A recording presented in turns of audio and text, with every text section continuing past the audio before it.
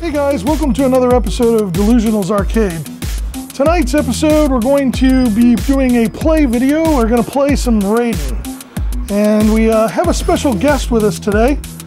Here he is. Hey. My friend Jason.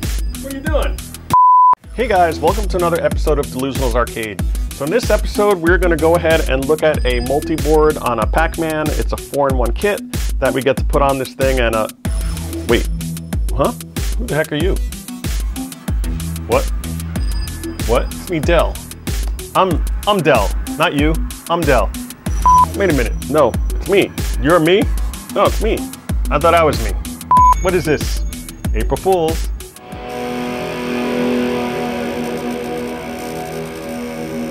So in this episode, we actually have a special guest visiting all the way from New Hampshire. This is Mike. How you doing, Mike? It's Mike's Arcade. Welcome.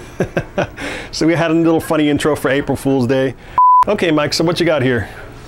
Oh, we've got a Pac-Man board here that I had laying around that didn't work. I ultimately fixed it, so I had Pac-Man going. But then I'm like, I've got a couple Pac-Man boards. And I've always wanted to do the 4-in-1 Pac-Man so that you actually didn't have the daughterboard for Miss Pac-Man.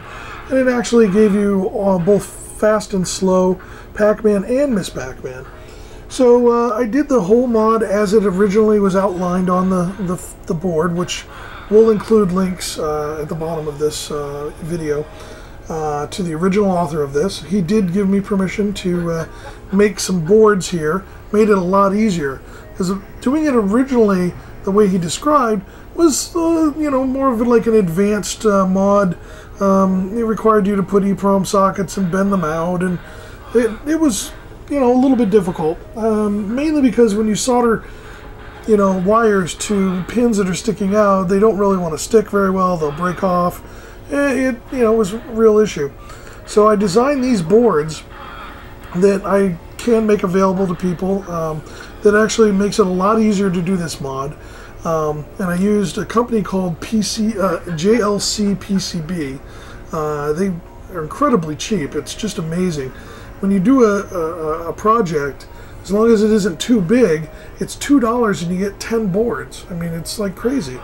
So I designed these boards. These are for row 5 and row 6. Then you actually solder in these pins that go down into the socket below. And they are not the large pins, so it won't damage the sockets that's actually there. They're the correct size pins, so you don't have to worry about that. So it's kind of like piggybacking them. Yeah, basically. it is exactly like piggybacking them, but the piggybacking was how you did do it. You had to do multiple sockets and bend out the pins, and like I said, that became an issue. But this does the piggybacking, and if we can zoom in on this, you'll see that actually they're offset. So the chip, the EEPROM, sits on one side and the pins that go down into the board on the other side. And I'm able to actually jumper all of them and then solder the different things that I needed to solder to give you power to the EEPROM and in a different pin, etc. So you had to do far less soldering to do this job than it was the original way. So again, I'll make those available to people. Cool. And I did get permission to do that from the original 4-in-1 author. In fact, he's still doing updates to the code. He's actually, the latest update he's going to be doing, I want to say it does... I'm talking about the multi portion of it? The 4-in-1 version. I'm trying to remember, I forget. We'll have to add some notes to the bottom of the video. But at any rate, the other thing that you can get from another guy out there, and the author who did this did accommodate for this in his code. Oh, that's cool. This does let you do high score saves. Okay. So this stores it in NVRAM, right? Yeah, battery basically in place of the RAM. Yeah, it's a non-volatile SRAM. Right. So there is a battery inside here, but it's one of those ones that'll last for, you know, like 20, 30 years. Right. It's similar to, I have one on my Super Pac-Man. Yeah, exactly. That I just threw in there. Exactly. Yep. So this is a nice little board. It's pretty cheap, and you can get that. You put that on here and do this mod, and then boom, they kind of work together. Okay, so what we're going to do is we're going to throw it in the other machine that I have here. It's a JAMA cocktail. It's meant really for a horizontal monitor, but we'll just orient the camera to be sideways and we'll be good to go. Okay, so I kind of have it set up here with my JAMA cocktail. I mean, it is, like we said, horizontal, but I'm going to turn this off so you guys can see what's going on. That's the game. So that's the menu it boots to, right? Yep, this is the boot up menu. And actually, there's one of the links to the guy's site who did this. Ignore the colors. It's got a prom in it from the game KLOV, which is a hacked game that you can put on Pac-Man boards. Different colors. I ordered blank proms, but unfortunately the guy sent me equivalents, which I can't burn on my EEPROM programmer, so oh well. We'll get there. But at any rate, you'll see it has a menu now, and if we don't touch it for a while, it'll do a screen save.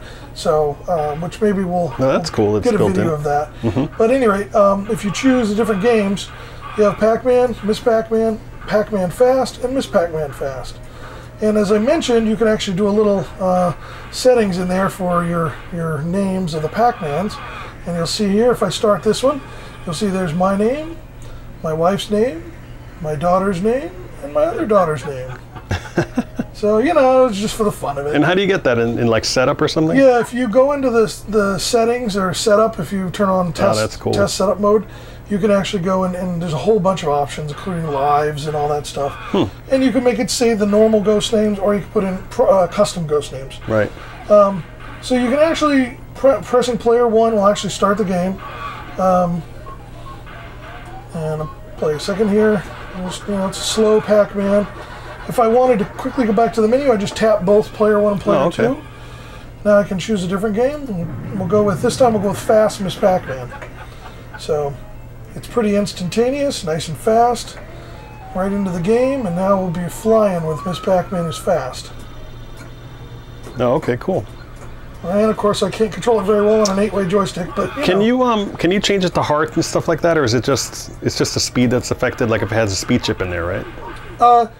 Yeah, it has it's exactly like it has a speed chip in it. Of course, you can change the dip switch settings virtually, so that you can make it harder, like less less lives, right. You know, less lives at higher scores. Yeah, I know there was like a bootleg version that had like hearts instead of the dots. Oh, right. You know what I'm talking about? Like the 16 one has it. So on mine, I turn the hearts on, so I know it's fast versus slow. Oh, I see. Yeah. I don't know if that has that as an option.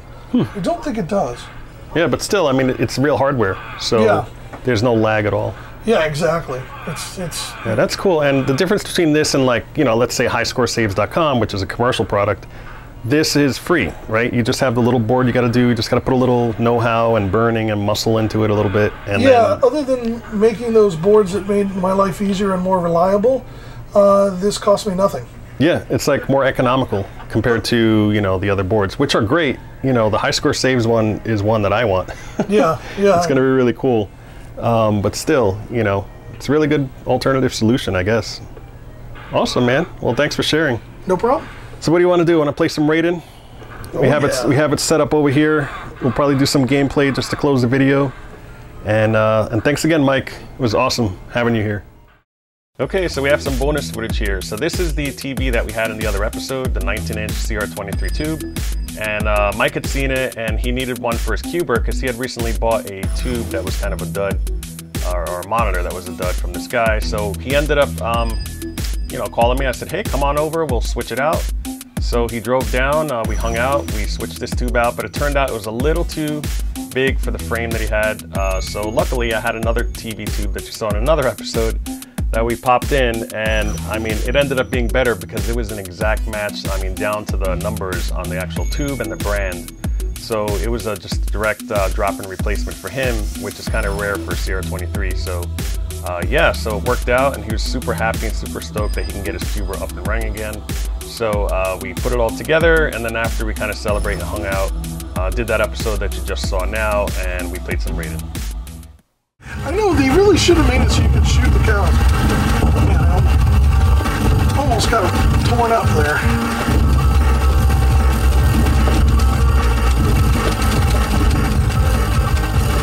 So we could do a last credit with this video. To be continued. You can grab that. Oh, darn it, I still glad it was red.